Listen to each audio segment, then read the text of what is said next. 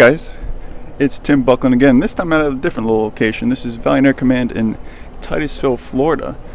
And I'm inside a B-52 cockpit. And today's actually a very special day to be inside a B-52 cockpit because today is the 70th anniversary of the first flight of the B-52. So that's right, April 15th, 1952, the B-52 takes off for the first time. And at that point in history, it is the most advanced combat aircraft to have ever been built in all of human history. But the idea was that it was probably going to be retired in 10 years, and yet here we are, 70 years later, and it remains in the sky.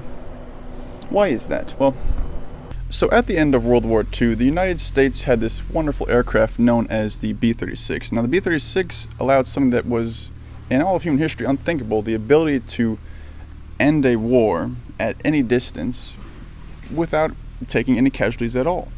The B-36 flew higher and faster than anything the Germans would have been able to fly, but there was a problem. The Germans weren't our enemy anymore, the Soviets were. And the British, in all their unending wisdom, decided in 1947 to sell a couple of Rolls-Royce Nene engines, which were very advanced turbojets at that point in history, to the Soviet Union. Now this was a much more advanced turbojet than anything the Soviets had at that point in time.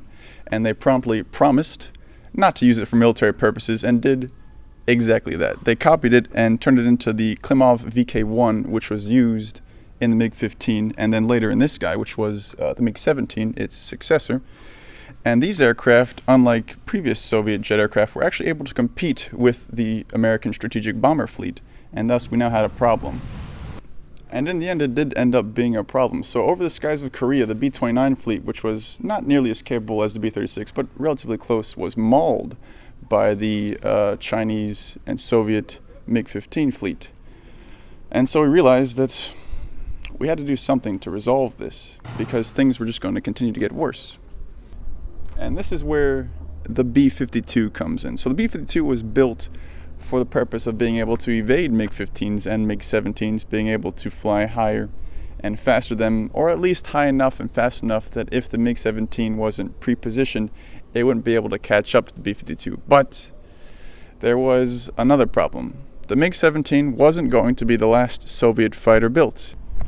So that takes us to this guy right here. So this is a MiG-21, which was built to be able to run down subsonic aircraft like the B-52, because this guy, unlike the subsonic MiG-17, is able to fly all the way up to Mach 2. And thanks to being incredibly skinny, incredibly aerodynamic, this guy can climb like a demon. So with an aircraft like this, the only solution as far as flying higher and faster was to go to the next step, Mach 3. And that's where the B-70 program comes in, an aircraft that would have been able to genuinely just fly right past this guy, like just gone. And that seemed like a good idea at the time until I realized how insanely complicated the B-70 was going to be. And then there was another problem. So, in 1959, when tensions between Taiwan and China were a little bit more spicy than they were now, the Taiwanese were flying reconnaissance flights over China, in particular trying to figure out what the Chinese were doing as far as nuclear programs were concerned. And the Soviets supplied this fancy new weapon known as the S-75 Dvina. Now, we in the West know it as the SA-2 Guideline of fame from the Vietnam War, and this would be its first kill in 1959.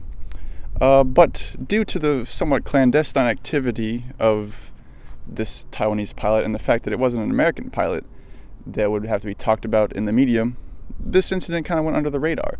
But just a year later, in 1960, Francis Gary Powers would change that when he got shot down in his U-2. And unlike this B-57, the U-2 flew much higher and not really faster, but certainly a lot higher than even the B-52 was able to do. So if the U-2 was vulnerable, what did that say about the B-52? And in fact, what did that say about the B-70? Because there is this unfortunate fact that no matter how fast you fly, if you have wings, you are not going to fly faster than a rocket. S-75 was just the beginning, and within a couple years, the Soviets would have this thing called S-200, which was a monster, and capable of going up to an altitude of like 140,000 feet or something insane like that, making any bomber vulnerable to it. And this would lead down a path of trying to figure out how to survive against missile systems and active defenses, anti-missile missiles, and that sort of thing. But ultimately it was discovered that the high and fast gravity bomber that had existed since World War I really wasn't going to make it.